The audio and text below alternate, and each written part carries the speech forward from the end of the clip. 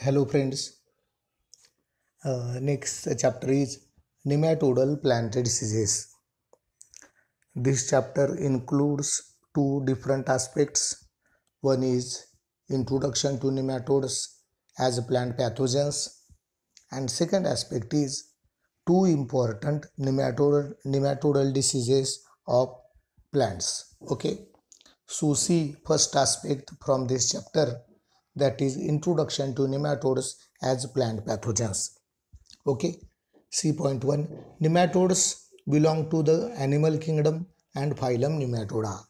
The systematic position classification of the nematodes is they are belong to kingdom Animalia and phylum Nematoda. Number 2, plant parasitic nematodes also known as eelworms. So this is the another name of plant parasitic nematodes, that is eelworms. Number 3, nematodes have successfully adapted to nearly every ecosystem. Means these nematodes can grow in each and every environmental conditions or ecosystem, and they can successfully adapted there. Okay. Number 4, they are abundant in freshwater, marine water and terrestrial environments. Means they abundantly means fully available in freshwater bodies or marine water bodies, as well as in soil, in air, means as a terrestrial environments. Number 5, nematodes are simple. They are simple structures. Then multicellular animals. They are multicellular animals typically containing 1000 cells or less. Their plant body having 1000 cells, and in some cases their cell number is lower than 1000. Number 6, they are worm like appearance. कशासारखे दिसतात? जंतासारखे दिसतात. जंत तुम्ही बघितलेले आहेत. They are warm म्हणजे जंत. They are worm like appearance but are taxonomically distinct from earthworms, wireworms and flatworms. Okay.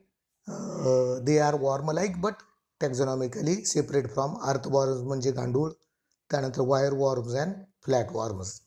Number 7, most nematode species that attack plants are microscopic. Whatever the plant parasitic nematodes are there, that plant parasitic nematodes are always microscopic in nature. See number 8, plant parasitic nematodes may attack root, stem, foliage and flowers of plants. When nematodes are entered in the plant body through root system, they can destroy root, stem, foliage as well as the flowers of the crop plants, as well as horticultural plants or floricultural plants and each and every type of plants. Number 9, all plant parasitic nematodes have sharp mouth part called as stylates.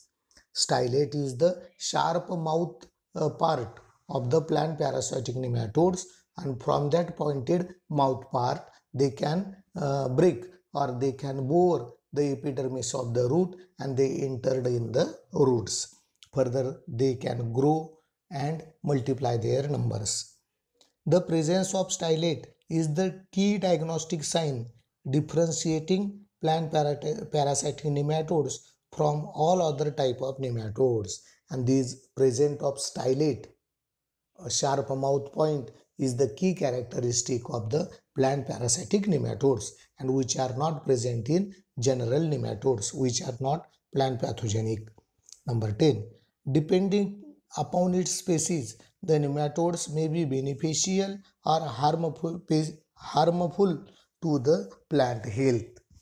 So this point gives us idea that these nematodes are useful as well as the harmful to the plant bodies or plant health or crop health.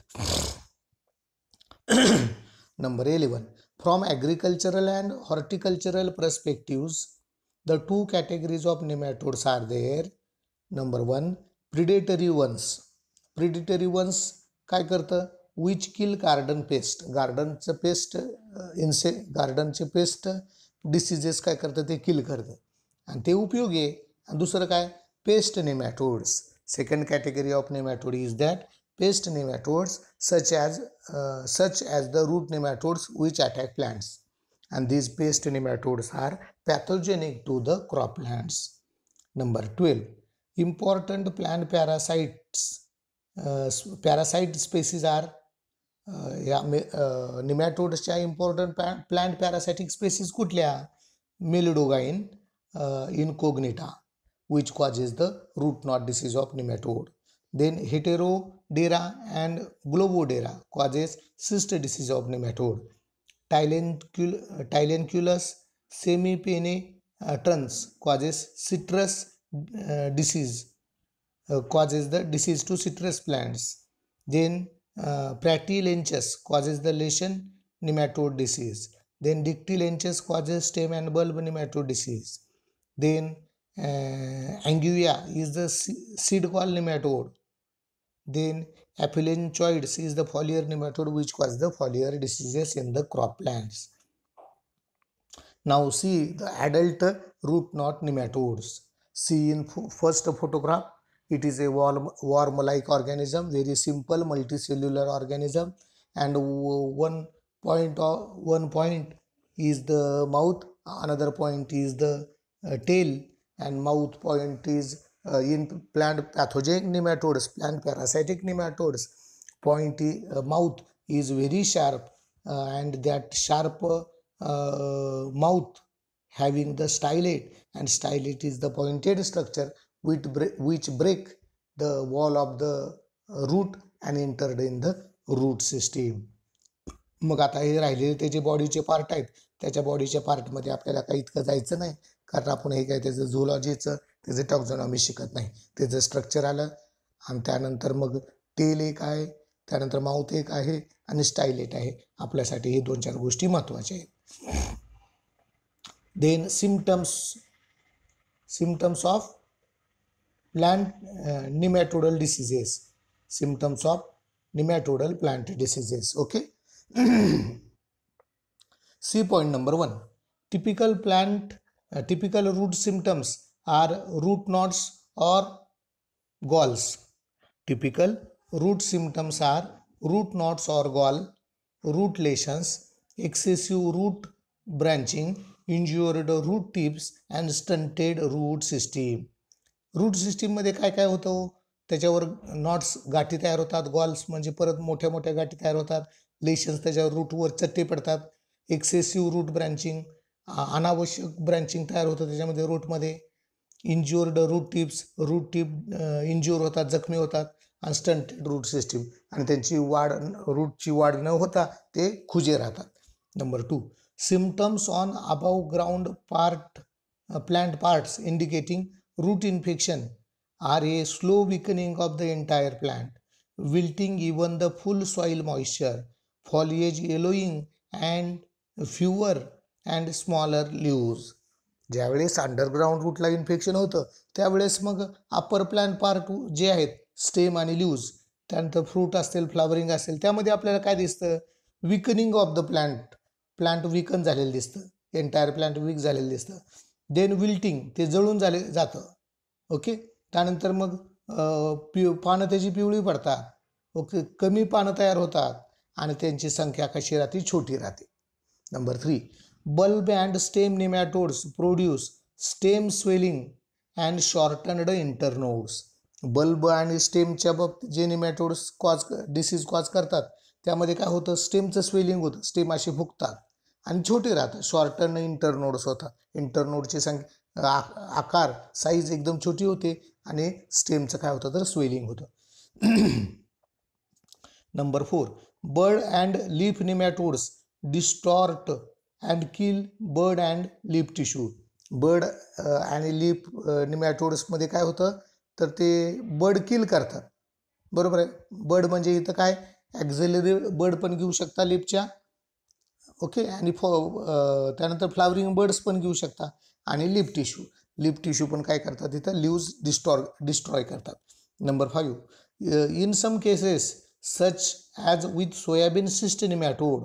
Soybean cyst नेमॅटोडमध्ये काय होतं बघा? Yield loss may take place with no visible symptoms. Soybean nematodal डिसीजेसमध्ये काय होतं, underground roots तर infected होतात, पण त्याचे परिणाम सर्वसाधारण असे सिम्पटम्स वरच्या बाजूला काय दिसत नाहीत स्टेमला आणि लीव्हजच्या बाबतीत, मात्र यील्ड लॉस तिथं मात्र 100% होतं. Now see some photographs of nematodal disease. आता रूट नॉट निमॅटोड्स तिथं रूटवर काय झालेले आहेत तर गाठी आलेले आहेत. हे बघा तुम्ही, हेल्दी रूट दाखवलं, इन्फेक्टेड रूट दाखवलं. त्यानंतर सिस्ट निमॅटोड्समध्ये सिस्ट तयार झाले, त्याच्यावर अशा मोठ्या मोठ्या घट्ट गाठी तयार झाले, सिस्ट तयार झाले. सिट्रेट निमॅटोड्समध्ये बघा रूट सिस्टीम सगळी डिस्टर्ब झाली आणि तिथं पण रूट्सचं ग्वालिंग झाले, स्वेलिंग झाले. त्यानंतर फॉलिएज निमॅटोड्समध्ये क्लोरोफिल तिथं डिस्टर्ब झाले आणि ते पानं करपायला लागलेत. लेशन निमॅटोड्स, रूटवर काय केले, चट्टे पडलेत बघा इथं लेशन निमॅटोड्समध्ये. त्यानंतर स्टेम अँड बल्ब निमॅटोड्स. आता एक्झाम्पल घेतलं इथं कांद्याचं, ओनियन बल्ब बघा, म्हणजे तो स्टेमच आहे आणि तो सगळा डिस्टर्ब झालेला आहे. सीड गॉल निमॅटोड्समध्ये बघा, सीड गॉल गव्हाची लोंबी दाखवलेली आहे, गव्हाचे सीड्स आता इथं डिस्टर्ब झाले, त्याचं गॉल झालेलं आहे, गॉल फॉर्मेशन झालेलं आहे. म्हणजे सांगायचं मध्ये अर्थ काय, Wien these nematodes affected on particular plant parts at that time yield can be losses. Dissemination of plant pathogenic nematodes. त्याचा प्रसार कसा होतो, ते एका ठिकाणाहून दुसऱ्या ठिकाणी कसे जातात. Number 1, पॅरासाइटिक nematodes are readily spread by any physical means that can move soil particles about, equipment, tools, shoes, birds, insect, dust, wind and water. आता nematodes are basically present in the soil. First symptom causes from the soil. Okay, first entry of nematodes in the healthy plant is the medium is the soil. बरोबर आहे, म्हणून abundantly these nematodes are present in the agricultural soils. बरोबर आहे. मग त्यासाठी तुम्ही काय कराल, काय काळजी घ्यायला पाहिजे, कुठल्या इक्विपमेंटच्या माध्यमातनं, शूजच्या माध्यमातनं, बर्डच्या माध्यमातनं, इन्सेक्टच्या माध्यमातनं, हवेच्या माध्यमातनं, डस्टच्या माध्यमातनं, इन्फेक्टेड सॉईल एरियामधून हेल्दी एरियामध्ये सॉईल उडून जाणार नाही याची, किंवा कुठल्या माध्यमातनं जाऊ शकणार नाही याची काळजी तुम्ही घ्यायला पाहिजे.